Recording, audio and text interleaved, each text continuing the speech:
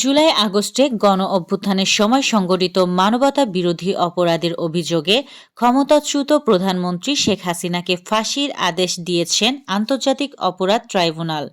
এদিকে রায়ের পর ভারতকে চিঠি দিয়েছে বাংলাদেশ। চিঠিতে ভারতে অবস্থানরত সাবেক প্রধানমন্ত্রী শেখ হাসিনা ও সাবেক স্বরাষ্ট্রমন্ত্রী আসাদুজ্জামান খান কামালকে হস্তান্তর করার জন্য আহ্বান জানিয়েছে বাংলাদেশ। তবে আদালতের রায়ের পর নতুন করে প্রশ্ন উঠেছে, ভারত শেখ হাসিনাকে ফেরত দেবে কিনা।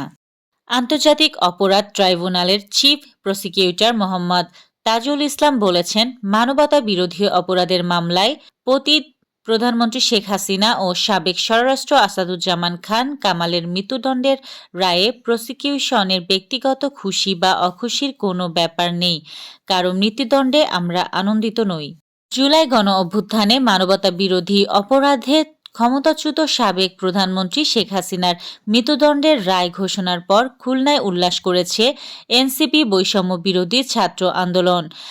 বাংলাদেশের গণ-অভ্যুত্থানের পক্ষে বিভিন্ন সংগঠন, তবে আওয়ামী লীগের কোনো তৎপরতা দেখা যায়নি। সোমবার 17 নভেম্বর সারাদিন নগরীতে সতর্ক অবস্থানে ছিল আইনশৃঙ্খলা বাহিনী। বিএনপি মহাসচিব মির্জা ফখরুল ইসলাম আলমগীর স্বাক্ষরিত এক সংবাদ বিজ্ঞপ্তিতে জানানো হয়, স্থায়ী কমিটির আলোচনার মাধ্যমে প্রস্তাব গৃহীত হয় দীর্ঘ 16 বছরের ফ্যাসিবাদী বিরোধী গণতান্ত্রিক আন্দোলনের ধারাবাহিকতায় 2024-এর ছাত্র গণ-অভ্যুত্থানের মধ্য দিয়ে প্রিয় মাতৃভূমি বাংলাদেশ ফ্যাসিবাদ মুক্ত হয়েছে। এই দীর্ঘ রক্তাক্ত সংগ্রামে শত সহস্র বিরোধী দলীয় রাজনৈতিক নেতাকর্মী সহ সমাজের সর্বস্তরের অসংখ্য নাগরিক গুম, খুন, বিচার বহির্ভূত হত্যাকাণ্ড, মামলা, হামলা, নির্যাতন, নিপীড়ন ও অবর্ণনীয় দুর্ভোগের শিকার হয়েছে। অবশেষে ছাত্র গণ-অভ্যুত্থানে ছাত্র জনতা, শ্রমিক, নারী, শিশু সহ সহস্রাধিক নাগরিকের আত্মদান, অন্ধত্ব, চিরপঙ্গুত্ব বরণের মধ্য দিয়ে ইতিহাসের জঘন্যতম ফ্যাসিস্ট শেখ হাসিনা ও আওয়ামী বাকশালী শাসনামলের পতন হয়েছে। 24শে জুলাই গণ-অভ্যুত্থানে চট্টগ্রামের প্রথম শহীদ ওয়াসিম আকরামের পিতা শফিউল আলম বলেছেন, অতি দ্রুত শেখ হাসিনাকে দেশে এনে জনগণের সামনে রায় কার্যকর করা হোক। সন্তান হারানোর বেদনা যে ভোগ করে সেই বুঝতে পারে। শেখ হাসিনা ফ্যাসিস্ট আওয়ামী লীগ সরকার আমার ছেলেকে হত্যা করেছে।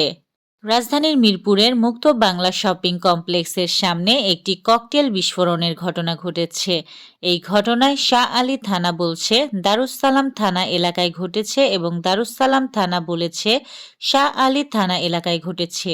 জাতীয় নিরাপত্তার স্বার্থে মানবতা বিরোধী অপরাধের দায়ে মৃত্যুদণ্ডপ্রাপ্ত সাবেক প্রধানমন্ত্রী শেখ হাসিনার বক্তব্য প্রচার না করার অনুরোধ জানিয়েছে জাতীয় সাইবার সুরক্ষা এজেন্সি। 7 বছর আগে সাংবাদিক খাশোগি হত্যার পর প্রথম যুক্তরাষ্ট্রে যাচ্ছেন সৌদি যুবরাজ। স্বাধীন ফিলিস্তিন রাষ্ট্র গঠনের শর্ত পূরণ না হওয়া পর্যন্ত দখলদার ইসরায়েলের সঙ্গে সম্পর্ক স্থাপন করবে না বলে কথা দিয়েছে সৌদি আরব। রাইজিং স্টার এশিয়া কাপে হংকংকে উড়িয়ে আসর শুরু করেছিল বাংলাদেশ। এবার আফগানিস্তানের ব্যাটাররাও পাত্তা পেলেন না বাংলাদেশি বোলারদের সামনে। রিপন মণ্ডল, রকিবুল হাসানদের সামনে দাঁড়াতেই পারেননি আফগানরা। সব মিলিয়ে 78 রান করে অল আউট হয়েছে আফগানিস্তান। গোলের খেলা ফুটবল। গোলের পর ফুটবলদের উল্লাস উচ্ছ্বাস ছুঁয়ে যায় সমর্থকদের। অনেক সময় অসাধারণ গোলের মুহূর্তে উদযাপন হয় বাঁধনহারা।